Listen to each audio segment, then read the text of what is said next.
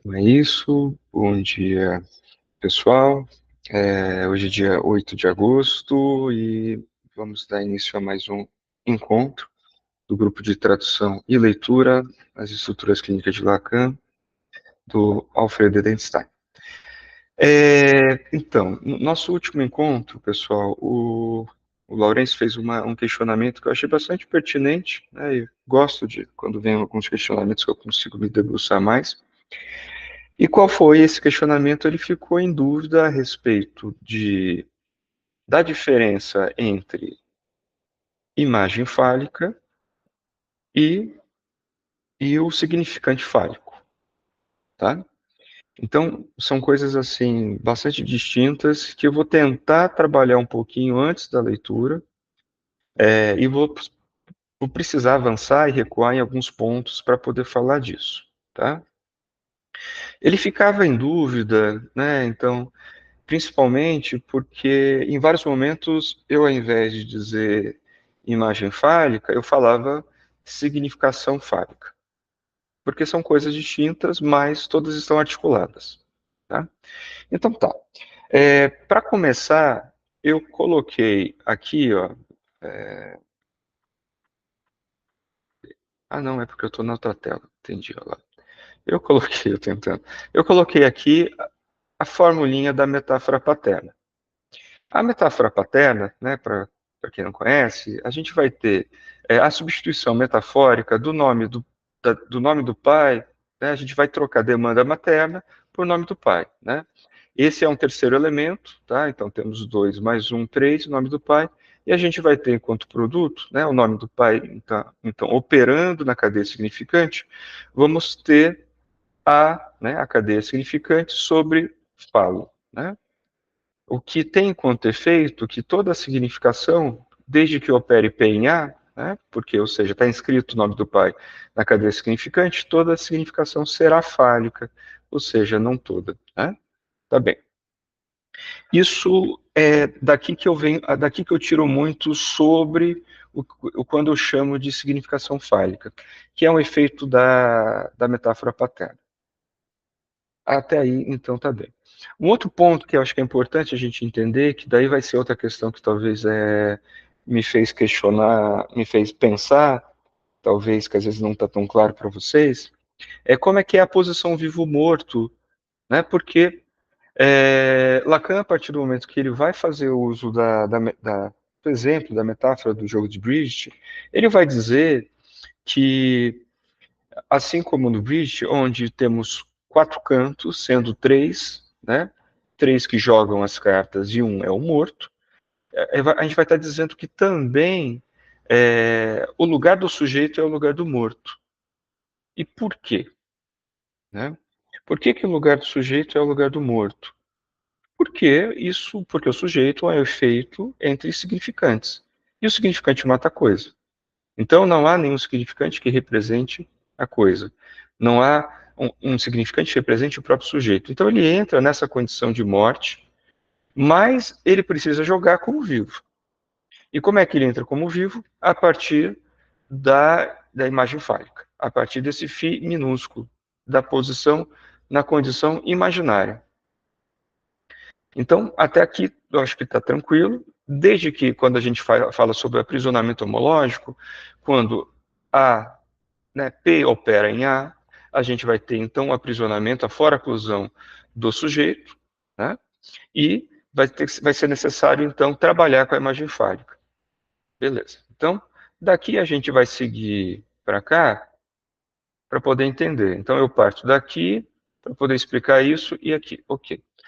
Se vocês né? Então, aqui a gente vai ter, por exemplo, ó, a gente tem o esquema R, né? Essa aqui, que parte que eu estou falando aqui? Ó? M, I e imagem fálica, tá bom? Eu estou trabalhando esse eixo aqui, dizendo que M, né, o outro primordial, que, por exemplo, a mãe pode encarnar, ele é de condição determinante. E a gente vai falar, eu estou querendo trabalhar a questão de como é que se joga com o vivo. O vivo, ele vai estar aqui, nessa articulação entre a imagem fálica e o ideal simbólico. Então, nesse ponto, é algo bastante importante, tá? O que eu quero dizer sobre isso, né? Vamos tentar entender aqui. Por que que isso aqui não é o significante fálico, né? Porque, como a gente foi trabalhando, o significante fálico, por ser um significante ímpar, que não se articula com nenhum significante, ele não pode ser representado no esquema R. Ele está entre, né? Assim como o sujeito está entre os significantes, né? S1, S2, nossa, parece SX, né? Mas é S2, apaga, isso, 2, pronto. A gente vai falar que o significante fálico também está entre, tá? Mas o fizinho, né, que é importante fazer a diferença dessa para essa representação, porque esse é o significante fálico, e essa é colocada como uma imagem fálica, tá? Então, o sujeito vai se identificar nessa articulação entre a imagem fálica e o ideal simbólico.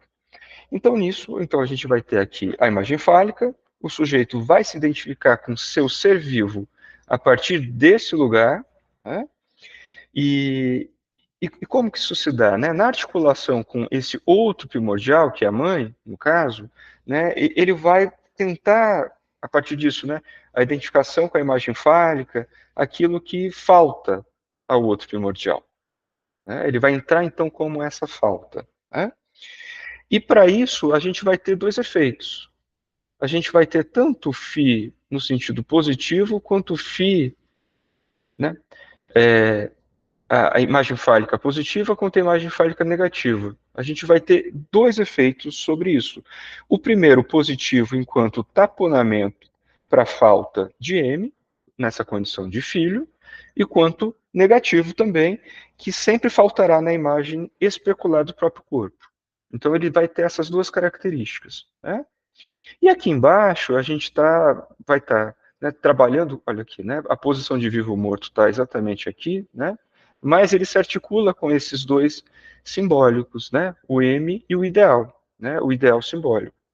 O ideal simbólico ele vai escrever o filho desde a perspectiva da demanda, do D minúsculo, do outro, materno. Então, só que tem um ponto que é muito importante aqui. Essa, Pensei, você está falando, só um instantinho, quando você ah, fala minúsculo, como demanda, não seria o D maiúsculo no grafo do desejo? sim, lá sim. Aqui eu ainda estou falando minúsculozinho, Hum.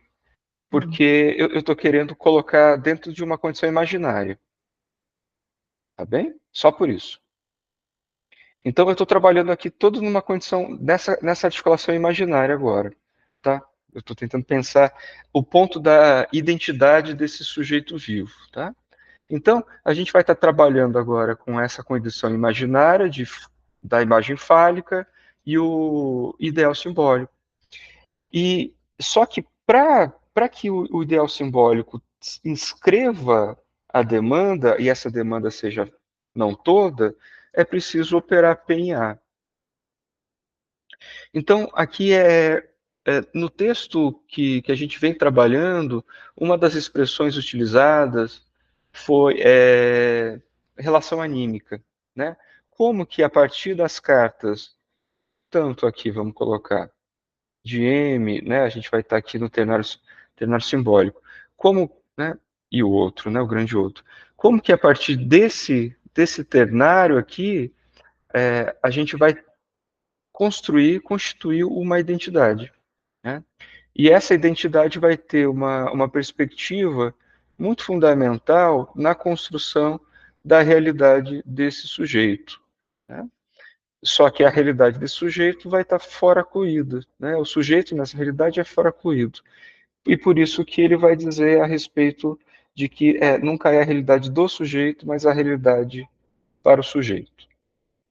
Enfim, era isso aqui que eu queria trazer inicialmente, só para poder, a partir da pergunta que o Laurence, né, trabalhou, eu achei bastante importante para a gente poder pensar. Ah, não, eu tentando mexer aqui na luz por aqui. Tentando pensar a respeito desses tantos lugares, dessa articulação a respeito de como que o sujeito entra como morto, como que ele joga como vivo, aonde que o significante fálico ele de fato está, já que ele não está representado no esquema R, como que se dá essa condição muito importante da imagem fálica na constituição especular, daí a gente vai trabalhar no quaternário, né, também naquela MI e MI, né, sendo o primeiro maiúsculo e o I final maiúsculo, tendo o MI de dentro minúsculo, né? Então, era basicamente isso, para a gente não confundir o significante fálico com φ minúsculo, né, que vai estar dando conotação tanto a respeito dessa imagem fálica, quanto também a respeito da significação fálica. Então, a partir da operatória nome do pai, toda a significação é fálica. Por quê? Porque falta, né? Falta algo que possa representar, porque não está operando a lei, né? Mas também não quer dizer que não exista falta, então se não opera o nome do pai, então existe sujeito nessa condição. Não, não tem nada a ver com isso, tá? É só quando está ou não está operando. Beleza, eu vou parar por aqui. Vocês querem perguntar alguma coisa? Só esse que foi só para localizar. Eu retomei o capítulo 5, item acho que é item E e F para falar disso, tá? Que seria o falo e a vida, significante fálico, sujeito, e um significante na falta do outro, desse mesmo capítulo, para poder trabalhar com essas categorias, eu acho que são bastante importantes. Alguma questão? A gente pode continuar. Ficou mais fácil para entender a diferença do φ minúsculo maiúsculo, tá? E é bastante interessante para a gente pensar onde é que se situa a identidade, né? Como que cada um vai se identificar, né? Então, a partir do mito individual do neurótico, né? Como é que isso se localiza de forma imaginária. Tá bem? Então, tá. Então, vou parar aqui de compartilhar esse trecho. E agora a gente vai para o texto. Deixa eu achar aqui.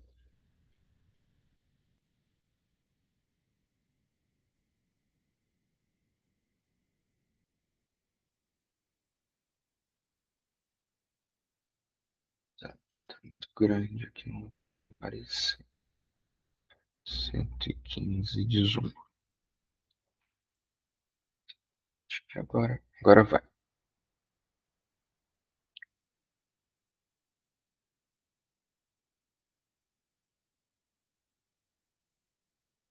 Tá bem, então a gente volta ao texto agora. Então, tentando retomar aqui só para dar uma... que a gente estava trabalhando. Assim como Freud, Lacan escolheu para dar conta dessa função o significante fálico, porque na cultura essa é sua função. Mas, além disso, ao ser fálico, o elemento quem escreve que há um elemento que falta, também se está afirmando, sem sombra de dúvida, que a falta é essencialmente sexual. Ou melhor dizendo, a autoridade do pai, que inscreve para todo... Tá meio grande isso aqui. Para todo termo, ao menos algo não. Incide de forma mais radical no âmbito da sexualidade. Será na sexualidade do sujeito falante onde se localizará fundamentalmente a falta. A afirmação lacaniana de que não há relação proporção sexual se baseia nessa lógica, na estrutura legalizada pela autoridade do pai, única forma de ordem aportada pela estrutura. A falta é fundamentalmente a falta sexual. Então, aqui dizendo como que quando se opera PNA, né, quais são esses efeitos e do que se trata a falta sexual, quando não há relação sexual. É muito mais complexo que isso, mas eu estou tentando exemplificar. Inclusive, a gente foi lendo algumas coisas a respeito de que quando não se opera P em A, e a partir disso a gente não tem uma distinção, né? Por exemplo, a partir da holófrase, P não opera em A, então A fora a oclusão do nome do pai. A gente então tem um efeito de não distinção entre A e o grande outro. Consequentemente, podemos pensar que vai ter um efeito nessa relação, tanto com o ideal simbólico, porque agora o ideal simbólico ele não está inscrito como não todo, né, na relação com a demanda, e também a questão de se jogar com vivo agora também vai ficar, vai ter um efeito sobre o significante fálico, né, e também a respeito do sujeito. Onde que eu quero chegar com isso, né? Eu quero chegar com isso dizendo que quando P opera em A, quando o nome do pai está operando, a falta ela é estrutural, está legalizada. Tá? Então, nenhuma significação.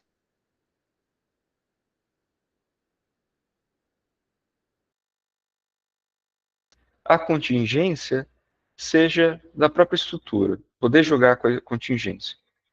O que a gente percebe, por exemplo, dentro do campo da holófrase, indo para um direcionamento mais clínico, é que a gente pode afirmar, a partir dessa sucessão lógica, que a contingência agora, por P não operar em A, não é mais da estrutura, mas depende do outro, fazendo com que a falta seja um puro capricho. Né? Isso tem um efeito extremamente problemático que o Alfredo já apontou. Né? Se a falta não é mais estrutural, ela começa a depender de mim. Né? Eu tenho que dar conta se algo falta ou não, e fica-se preso ao círculo infernal da demanda, né? Porque agora essa inscrição ela não está operando, então a falta eu tenho que fazer ela, eu preencho, depende de mim, não é mais uma contingência, não é uma condição estrutural, ela é algo que coloca o outro como onipotente. É nisso que o Alfredo, umas partes atrás, vai dizer como é tamanho o sofrimento, né, na psicose a partir disso. Né? Porque supõe-se que eu preciso dar conta. Essa falta já não é mais posta enquanto estrutura, mas depende de mim. Eu que tenho que dar conta dessa falta, se ela existe, se ela não existe. Né? Tá bem.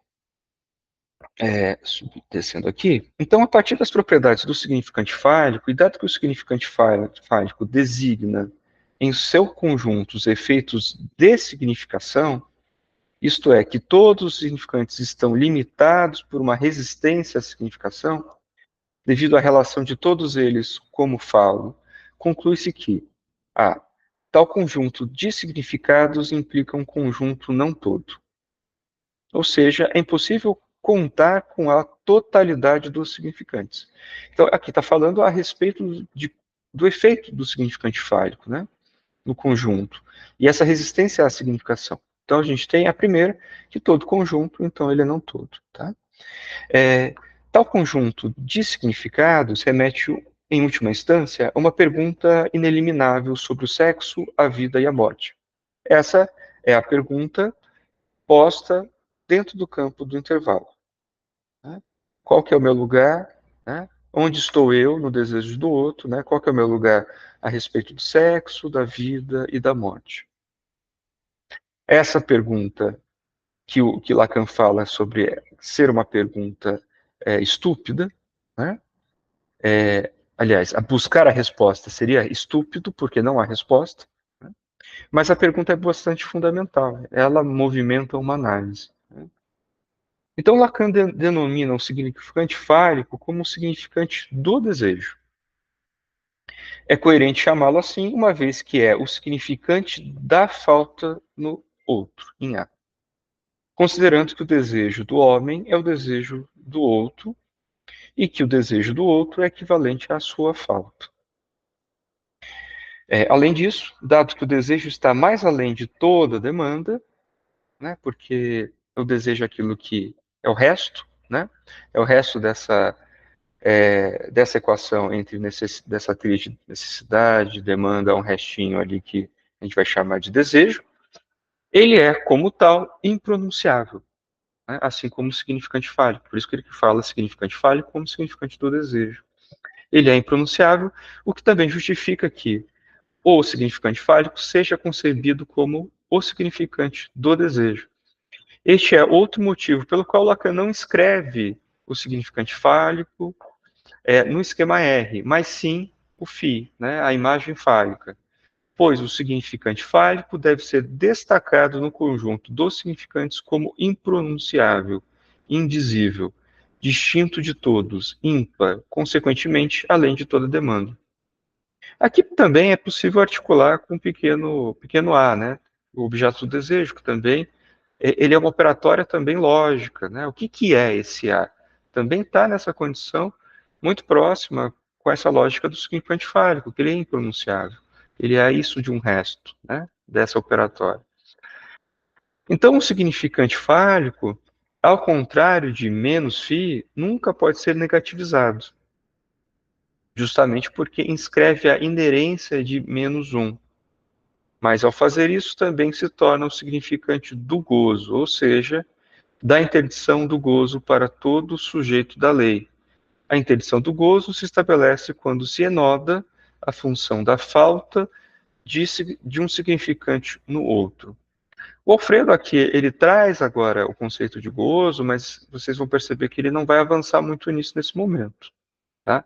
Ele está, então, articulando, porque a gente vai ver que na teoria lacaniana o desejo, agora articulado ao significante fálico, mas o desejo também como objeto A, ele tem essa articulação com o gozo. Né? E mais para frente isso vai ser melhor trabalhado.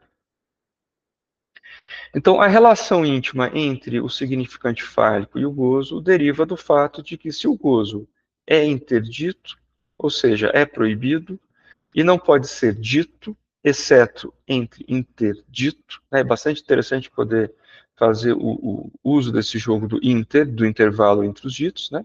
Os significantes, ou entre as cadeias significantes, passa a ter como significante o significante que não pode ser dito. Tá? Então, repare que, né, fazendo essa articulação entre desejo, gozo, significante fálico, né, a gente está dizendo onde é que isso está. Primeiro que ele não pode ser representado por nenhum significante, então há a barreira, né, da resistência, a resistência à significação. Né? O significante fálico, então, ele está entre. Ele faz, então, ele tem a função dessa inerência que inscreve a raiz quadrada de menos 1 como a raiz quadrada de menos 1, né, para fazer operar, e daí a gente entra com o algoritmo que Lacan trabalha de S de abarrado, né, para fazer inscrever essa falta, né, mas ao mesmo tempo não preenchê-la, e aqui o Alfredo está articulando, então, essa relação entre o significante fálico, o gozo, o desejo, tá, nesse enodamento.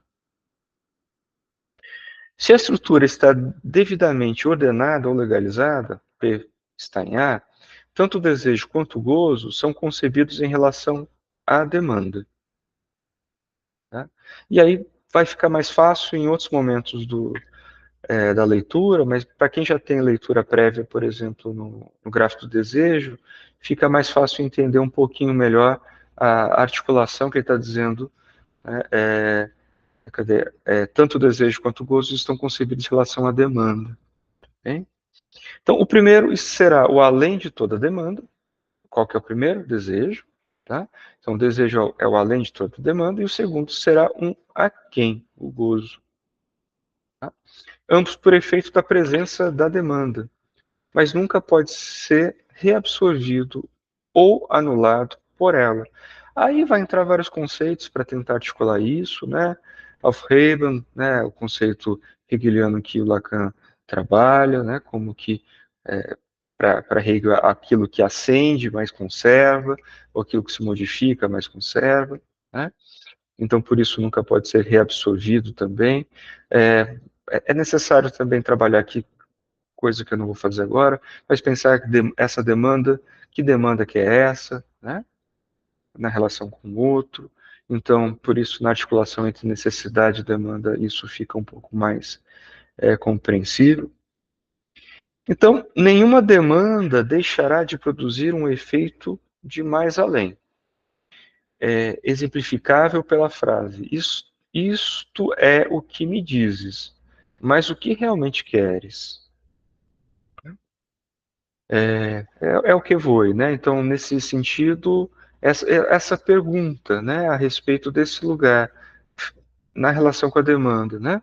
Então, tampouco nenhuma demanda deixará de fracassar em sua tentativa de capturar completamente, o completamente é importante, né?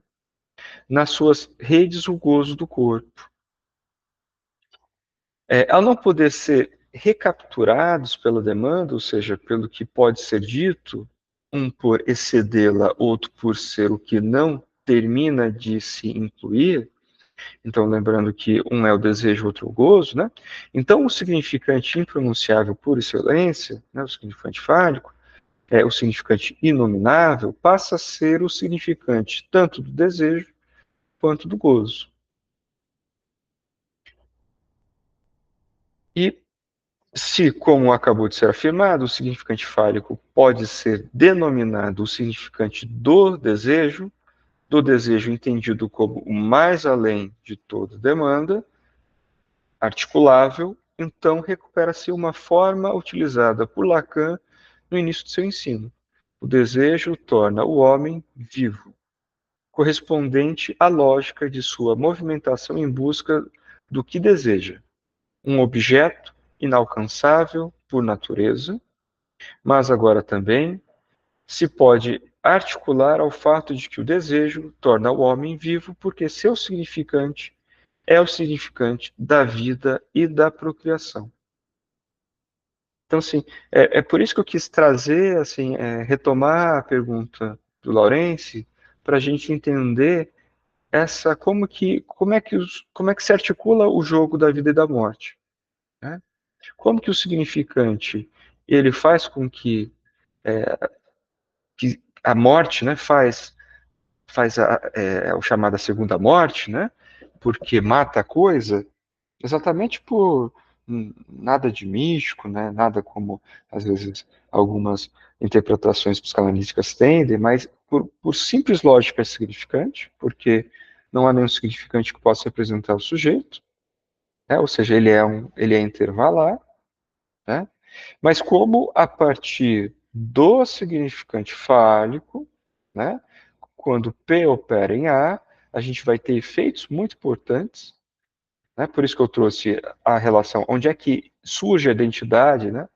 No esquema R, a gente vai ter uma determinação de M que determina o, a imagem fálica, né? Nessa condição imaginária. E o ideal simbólico agora também como não todo, é inscrito à falta, não mais como por capricho, não mais a partir da onipotência do outro, né? Então aí se pode operar, aí se pode jogar como vivo. E aí a importância, né, fundamental do imaginário também, né, no esquema. É fundamental, né? Senão não se poderia, né? Então, essa pergunta a respeito de o que sou eu ali, né? A estúpida pergunta a respeito, né, do sujeito, da vida, da morte, ela, ela vai ter, então, como função o jogo, o jogo como vivo, né? E, claro, e sempre questionando esse lugar, né? Esse é o trabalho da análise, né? A pergunta que movimenta a análise. A respeito desse lugar que foi determinado por esse outro primordial, nessa articulação entre o ideal simbólico e a imagem fálica. Bem? Então, porque às vezes a gente escuta algo meio pejorativo, né? Ah, é do imaginário, né? Como se fosse algo, como se a ilusão por si só fosse um problema, né? Mas é uma condição, na verdade, muito fundamental, né? Por isso que, apesar do simbólico determinar o restante, o imaginário e o real, mas a gente não vai dizer que um tem mais importância que o outro. Isso, tá? Laura, diga. Uma pergunta, o que que te faz trazer a questão da identidade aqui? A identidade, O que tu está chamando de identidade? então, quando a gente, deixa eu ver se eu consigo retomar. Nossa, aqui dá para retomar aqui. Eu estou falando de identidade, onde o sujeito se identifica, onde, né, é possível imaginariamente tentar se identificar a partir dessas coordenadas da demanda do outro, quando opera penhar, né? Como nisso que o Alfredo foi trazendo essas relações anímicas. É o homem correto, a mulher recatada, o homem de família, é, a mulher feminista, o homem machista, né? Como que cada um vai se identificar a partir das cartas que o outro joga, mas operando em A, ela vai ter essa articulação de não tô, vai ter tanto nessa condição de um φ negativo quanto positivo, ou seja, positivo para tentar dar conta daquilo que eu entendo como demanda, e negativo porque não é possível taponar essa falta, né? E a identidade não, o ideal simbólico também com essa marca da falta. Então é como que ah, se dá essa identidade, ou seja, nesse sentido de tentar responder à pergunta, o que sou eu aí? É nesse sentido, Laura, que eu estou tentando colocar.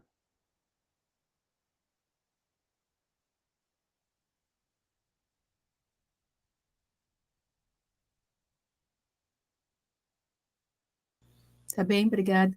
Tá certo. Eu estou entendendo, então, que tu estás usando a palavra identidade aqui no sentido mas tu estás falando de identificação, né? Exato, nessa condição Com a imaginária. questão da falta ali, não tem como haver identidade, né?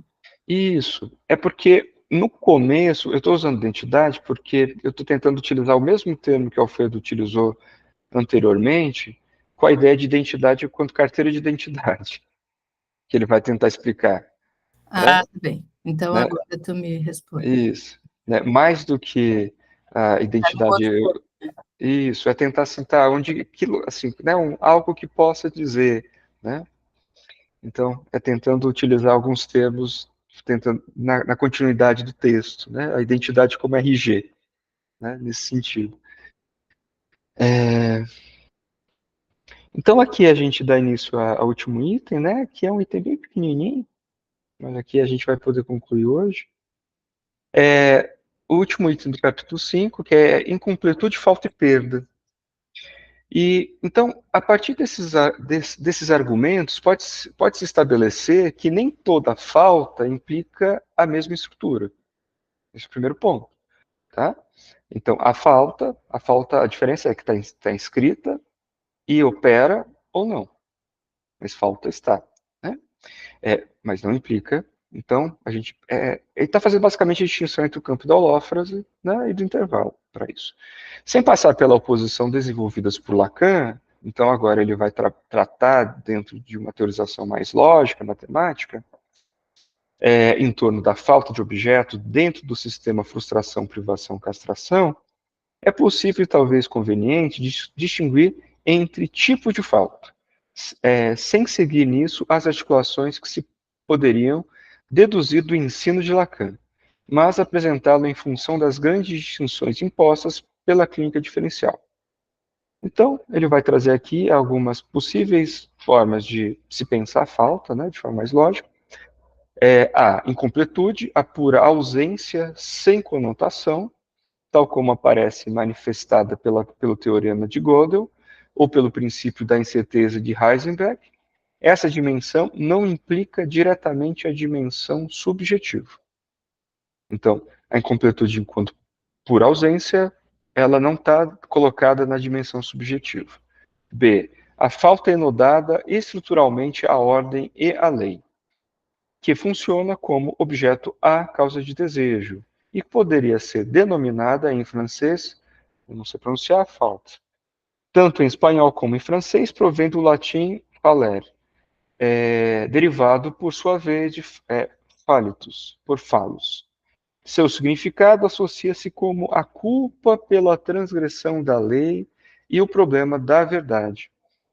E, se a falta está enodada à lei, produz-se a extração do objeto A, ou seja, a falta opera como objeto A causa do desejo. E mais um aqui, C, a perda. A falta no sentido de uma fuga constante e não ilimitada de elementos. Uma quantidade que se dissipa inutilmente, a qual se poderia denominar em francês perte, não sei, modalidade da falta que, funcionando como fuga, se articula a falta do limite do campo da holófrase e sua tendência a um constante empobrecimento.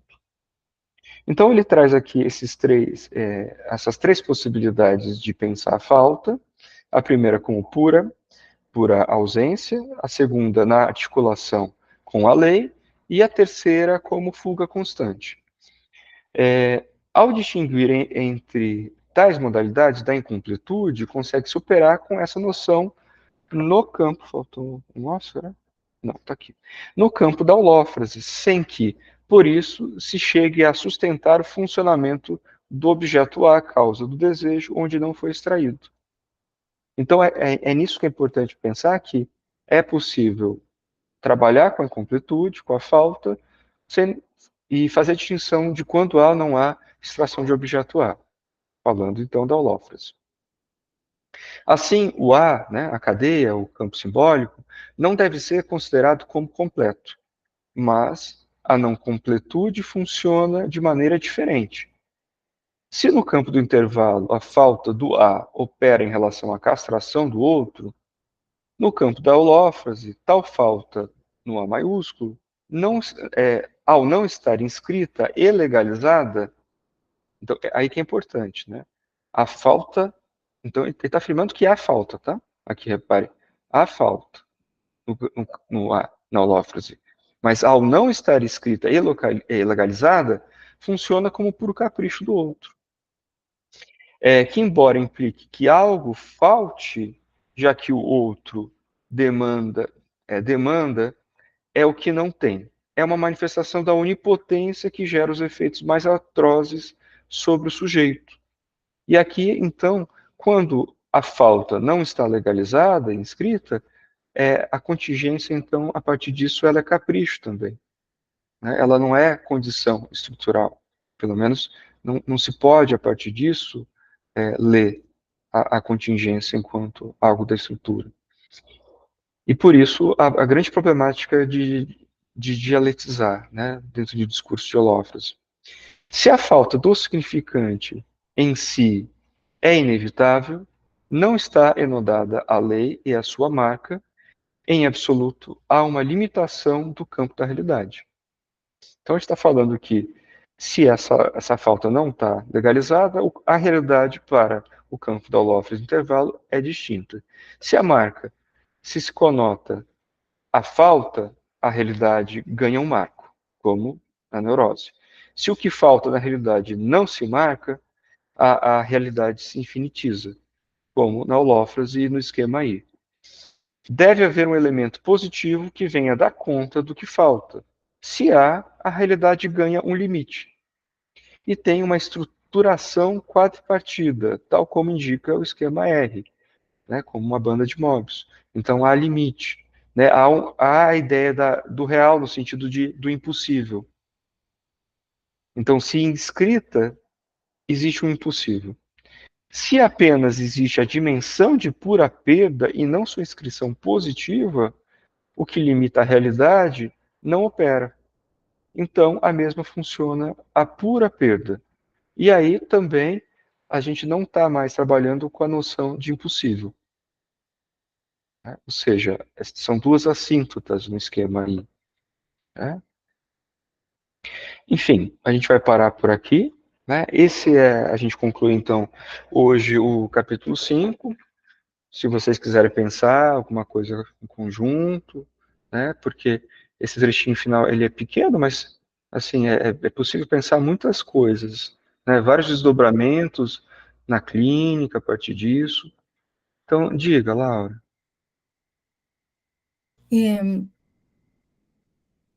Eu gostaria de te ouvir falar, Lindsay, um pouquinho sobre, porque tu está aqui, nesse capítulo, está sendo trazido a questão da falta relacionada ao falo e à significação fálica. E agora entra a questão da extração ou antes a falta e a inscrição dessa falta em relação ao falo, e aqui nesse último pedaço ele fala em extração do objeto A e inscrição do objeto A. Eu gostaria de te ouvir sobre como que como diferenciar isso, né? Qual é a relação que eu tenho aqui entre a falta em relação ao falo e a falta e a extração do objeto A e a inscrição dessa extração? Uhum. Eu não sei se eu me faço entender. Sim, eu acho que essa é uma pergunta muito importante que você faz, porque de fato, às vezes, isso pode gerar muita confusão, né? Eu acho que, a princípio, o que que a gente tem que. A gente vai fazer uma distinção, né? Porque a extração não extração de objeto A, ela já pressupõe que estamos operando com um termo lógico que é A.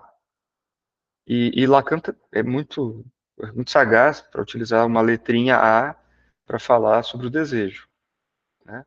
Mas é uma pura condição lógica, tá? Tá bem.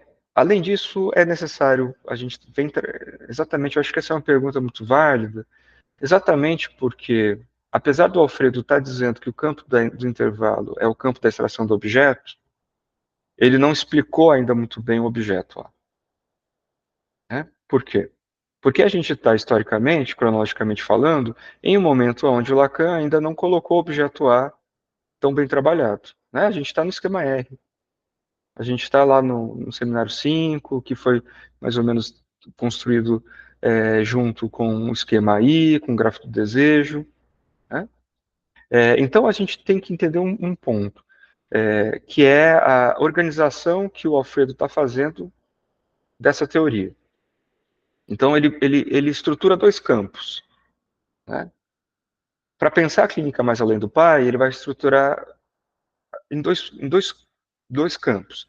Há ou não há extração de objeto. Então ele vai dizer agora não é mais a clínica, né, do pai, é a clínica mais além do pai, é a clínica da extração ou não extração do objeto A. Então, quando a extração, daí, tá, repare que daí ele está utilizando um nome, um termo, mas ainda não trabalhou muito bem o conceito de objeto A. Ele não trabalhou, por isso que a dúvida está corretíssima, né? Porque isso é posterior. Então, só que para trabalhar o objeto A, ele está fazendo toda uma construção lógica e teórica.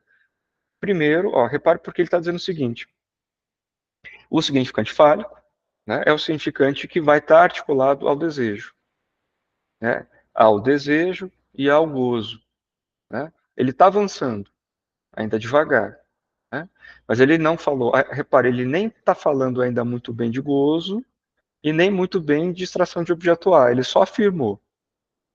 Então, Lara, eu acho que é importante a gente ir com calma, exatamente porque agora o que está sendo construído, né, é a partir dos elementos do esquema R, a partir da inscrição, a partir da operatória da metáfora paterna, o nome do pai ele é inscrito, é legalizada a falta no campo simbólico, né, no ordenamento simbólico, dentro do campo intervalar, da extração do objeto A, ele já traz a resposta, mas ainda não trabalhou, né? Então ele está falando mais ou menos desse processo, tá? Então assim, não fique assim, não entendi, é porque não é que você não entendeu, é porque não falou mesmo, tá? Então a gente está Está ótimo, Lindsay. Eu acho que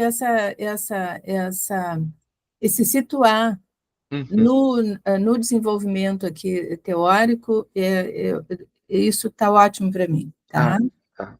Isso está ótimo para mim. Que bom, porque a gente está no momento anterior ainda, né, a respeito da toda a formalização lógica para a gente poder entender o que vai ser o desejo, né, o que é isso que está para além da demanda. Ele não falou ainda, que é aquilo que está para aquém da demanda, daí vai falar do gozo, ainda não chegamos. A gente está mais ou menos construindo assim o terreno para estabelecer essas coisas. Tá certo? Mais alguma questão?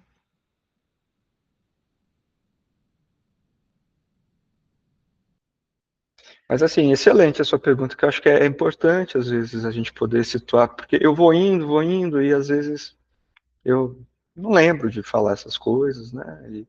E às vezes tem uma coisa meio assim, vamos terminar o capítulo, às vezes depende, né? Daí tem uma coisa meio assim, porque eu quero avançar e tal. Mas assim, às vezes é muito interessante as perguntas, eu acho bastante fundamentais, né? Então, vamos tentar, né? Pode parecer que, será que eu não entendi? Às vezes não é que você não entendeu, às vezes que realmente não trabalhou, né? E daí é legal poder saber que não foi trabalhado ainda, né?